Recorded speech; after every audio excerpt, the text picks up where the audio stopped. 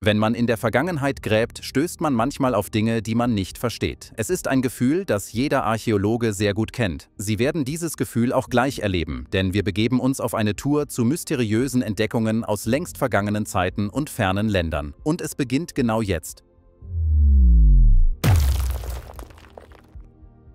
Vor sehr langer Zeit in England verlor jemand einen unglaublich großen Goldhalsring. Im November 2016 wurde der Halsring von jemandem mit einem Metalldetektor auf einem Feld in East Cambridgeshire neu entdeckt. Dieser vierflanschige, spiralförmig verdrehte Stabhalsring ist ungefähr 3300 Jahre alt, was ihn zu einem Produkt der Bronzezeit macht. Historiker sind ratlos, wofür er verwendet wurde. Der verdrehte Stab ist mehr als 1 Meter lang, mit 10 cm langen Endstücken an jedem Ende, die ihn auf etwa 1,5 Meter verlängern. Abgesehen davon, dass er der größte jemals im Land gefundene Stabhalsring ist, ist er auch einer der schwersten, mit einem Gewicht von 732 Gramm. Die berühmte archäologische Stätte Must Farm ist nur 80.000 Kilometer von der Fundstelle des Halsrings entfernt, sodass eine Verbindung möglich ist. Wissenschaftler, die den Halsring getestet haben, sagen, er bestehe zu 87% aus Gold und zu 13% aus Silber, was in moderner Sprache etwa 21 Karat Gold entspricht. Es ist ein so raffiniertes Stück, dass Experten nicht einmal sagen können, wie die kreisförmigen Manschetten zwischen den Stäben und Endstücken angebracht wurden.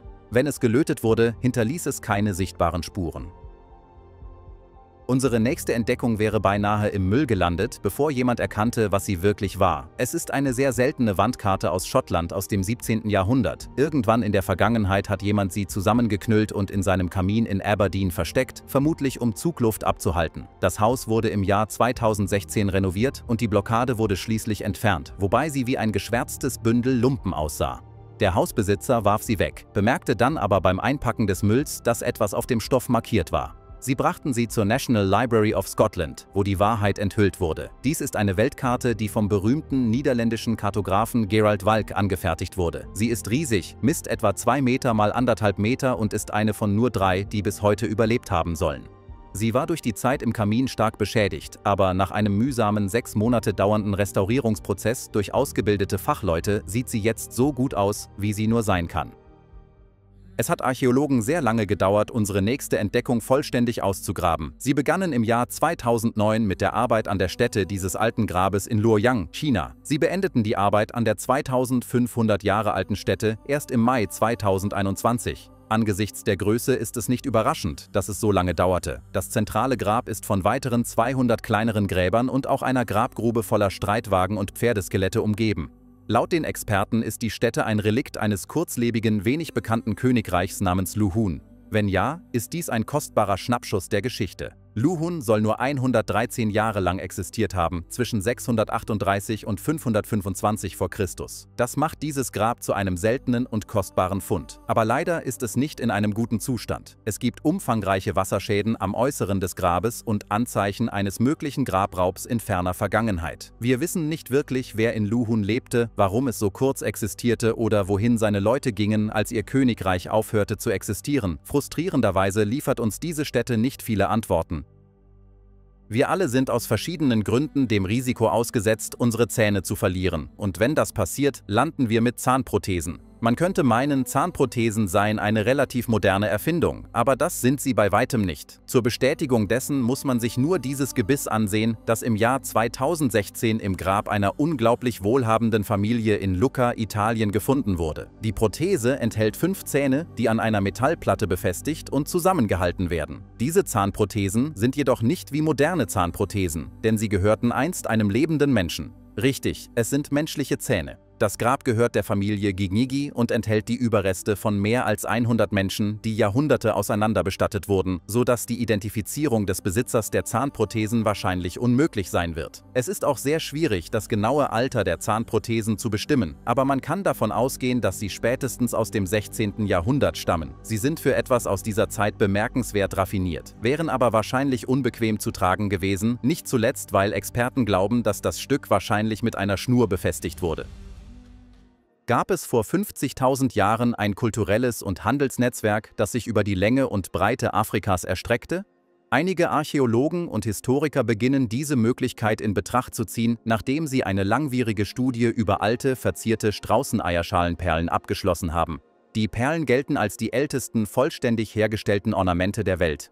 Indem sie Unterschiede und Ähnlichkeiten in der Art und Weise verfolgten, wie die Perlen geschnitten, geformt und verziert wurden, glauben Historiker, kreative Einflüsse von einer Region zur anderen und in einigen Fällen die Perlen selbst über weite Strecken als Teil des Handels verfolgen zu können. Die kürzlich abgeschlossene Studie dauerte mehr als 10 Jahre und umfasste die Untersuchung von über 15.000 Perlen. Zwischen 50.000 Jahren und 33.000 Jahren vor Christus wurden die Perlen im südlichen Afrika und im östlichen Afrika praktisch identisch, was auf eine Einheitlichkeit des Designs und des Herstellungsprozesses hindeutet. Einige Experten sind sogar so weit gegangen zu behaupten, dass dies beweist, dass die Bewohner dieser beiden weit voneinander entfernten Regionen die gleichen kulturellen Ideen teilten. Ob das stimmt oder nicht, es scheint, dass die Verbindung danach durch eine sehr feuchte Periode unterbrochen wurde, die möglicherweise kurzzeitig eine geografische Barriere zwischen den Regionen geschaffen hat. Es besteht kaum Zweifel, dass uns unzählige wichtige archäologische Artefaktentdeckungen entgehen, weil sie in Schiffswracks auf dem Meeresgrund gefangen sind. Das macht sie schwer zugänglich, aber Spezialteams schaffen es gelegentlich. Die israelische Altertumsbehörde erreichte im Dezember 2021 die Stätte zweier alter Schiffswracks vor der Küste von Caesarea und wurde mit der Entdeckung eines ganzen Schatzes an Artefakten belohnt. Die Funde sind zwischen 600 und 1700 Jahre alt und umfassen eine Schiffsglocke, zerschlagene Ankerstücke und eine Reihe persönlicher Gegenstände, darunter dieser atemberaubende römische Edelsteinring. Der Ring ist erstaunlich gut erhalten und gilt als selten, da die Schnitzerei auf seinem grünen Edelstein ein frühes christliches Symbol darstellt, das als der gute Hirte bekannt ist. Es zeigt einen Tunika tragenden Hirten, der ein Schaf auf seinen Schultern trägt. Dies ist eines der frühesten weit verbreiteten Symbole im gesamten Christentum. Das Schiff soll aus unbekannten Gründen gesunken sein, als es von Italien nach Caesarea unterwegs war und ist immer noch teilweise im Schlick auf dem Meeresboden vergraben. Es könnten sich dort unten noch weitere kostbare Gegenstände befinden. Es gab eine Zeit, da dachten wir hätten die sogenannte Himmelsscheibe von Nebra verstanden. Experten waren sich ziemlich sicher, dass sie etwa 3600 Jahre alt war und die Sonne, eine Mondsichel und die Sterne der Plejaden darstellte. Ab September 2020 sind all diese Theorien hinfällig. 2 Experten der Goethe-Universität in Frankfurt, Deutschland, sind zu dem Schluss gekommen, dass sie tatsächlich 1000 Jahre jünger ist, als immer angenommen wurde und somit ein Relikt der Eisenzeit. Die Änderung des Alters des Artefakts bedeutet, dass auch die astronomischen Annahmen darüber, was es darstellt, nun als überholt gelten müssen. Es gibt auch neue Fragen zur Herkunft des Artefakts. Es wurde 1999 in Sachsen-Anhalt, Deutschland, entdeckt, aber das für seine Herstellung verwendete Kupfer stammt aus Österreich und das Gold und die Bronze stammen beide aus Cornwall in England. Jemand hat sich viel Mühe gegeben, es herzustellen, indem er Materialien aus der Ferne gesammelt hat. Aber wenn wir uns um 1000 Jahre bezüglich seines Alters irren, dann müssen wir akzeptieren, dass die Sterne darauf wahrscheinlich nicht die Plejaden darstellen. Was könnten sie stattdessen darstellen? Leider haben wir im Moment keine Ahnung.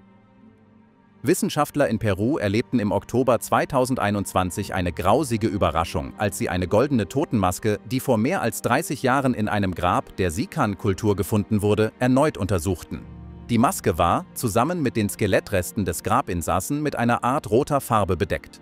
Man hatte lange angenommen, dass es sich bei der Farbe um roten Ocker handelte, der in vielen alten Bestattungen auf der ganzen Welt aus uns unbekannten Gründen verwendet wurde. Eine chemische Analyse der Farbe hat ergeben, dass es sich nicht um roten Ocker handelt. Stattdessen ist es eine Mischung aus Vogeleiweiß und menschlichem Blut.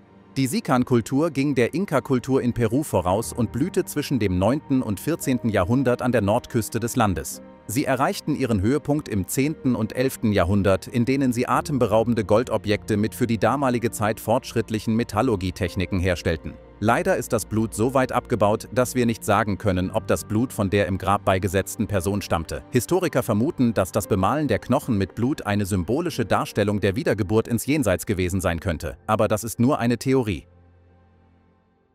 Eine Sache, die alle Menschen auf dem Planeten gemeinsam haben, ist, dass sie die Toilette benutzen müssen. Das bedeutet jedoch nicht unbedingt, dass sie Zugang zu einer Toilette haben. Nicht jeder hat heute eine Toilette, aber die Dinge sind besser als vor 2700 Jahren. Damals war eine Sitztoilette ein Luxus, den nur die Reichen genossen. Hier ist eine solche 2700 Jahre alte Luxustoilette, die Anfang Oktober 2021 bei der Ausgrabung eines alten Herrenhauses in Jerusalem gefunden wurde. Nur eine Handvoll privater Badezimmer dieses Alters wurden zuvor in Jerusalem gefunden. Die Toilette ist aus Kalkstein gefertigt und verfügt über einen sorgfältig geschnitzten Sitz und ein Loch in der Mitte, aus offensichtlichen Gründen. Sie hatte sogar eine Klärgrube darunter. 40 Keramikschalen wurden kreisförmig um die Toilette herum angeordnet gefunden. Es ist wahrscheinlich, dass sie Weihrauch oder Parfüms enthielten, die dem Äquivalent von Lufterfrischern entsprochen hätten. Es war bisher nicht möglich zu beweisen, wem das Herrenhaus gehörte, aber es ist wahrscheinlich, dass es einem der verschiedenen Könige des Königreichs Judäa gehörte. John Dee war ein sehr seltsamer Mann. Er war im 16. Jahrhundert ein Sonderberater von Königin Elisabeth I. von England und diente ihr auch als Hofastronom. In seiner Freizeit beschäftigte er sich jedoch gerne mit dem Okkulten. In seinen Schriften gibt er zu, Kristalle und Spiegel benutzt zu haben, um mit Engeln und den Geistern der Toten zu sprechen. Dee war hundertprozentig davon überzeugt, dass seine Methoden funktionierten und war besonders beeindruckt von der Wirksamkeit seines sogenannten Geisterspiegels. Im Oktober 2021 fanden wir heraus, warum Dee von dem Objekt so angetan war. Der Obsidianspiegel wurde nicht von Dee hergestellt, noch ist er englischen Designs. Stattdessen ist er ein aztekisches Relikt aus Mexiko, wie eine neue geochemische Analyse des Artefakts bestätigt hat. Die Azteken glaubten, Obsidian sei ein Material mit übernatürlichen Eigenschaften. Sie verwendeten es in der Medizin und auch in der Zusammensetzung ihrer Kampfschilde. Noch wichtiger ist, dass sie, wie Dee, glaubten, die Reflexionen in den Spiegeln könnten zur Kommunikation mit Geistern verwendet werden. Die Frage, wie John Dee wissen konnte, wofür die Azteken diese Spiegel verwendeten, wird wahrscheinlich immer unbeantwortet bleiben. Es hat Jahre gedauert, die Geheimnisse der Nocepto Vasco Votiva zu lüften. Aber im Juni 2021 knackten Archäologen endlich den Fall. Dieses ungewöhnliche unterirdische Monument wurde im Jahr 2005 in Italiens Po-Ebene entdeckt. Es wurde entweder als hölzerner Wassertank oder vielleicht als Gemeinschaftsbad identifiziert, aber mehr konnten die Archäologen der damaligen Zeit nicht herausfinden. Es bedurfte eines kürzlichen Durchbruchs in der Radiokarbondatierung, um weitere Hinweise zu enthüllen, einschließlich der Tatsache, dass die Struktur 3400 Jahre alt ist. Eine weitere Untersuchung des Bodens mit nicht-invasiven Scantechniken hat auch die Anwesenheit einer praktisch identischen Struktur enthüllt, die direkt unter der Nocepto Vasco Votiva vergraben ist. Das ist nicht das Einzige, was hier vergraben ist. Die Scans und nachfolgenden Ausgrabungen haben eine beträchtliche Anzahl von Keramiken und Figuren freigelegt, die alle absichtlich vergraben wurden.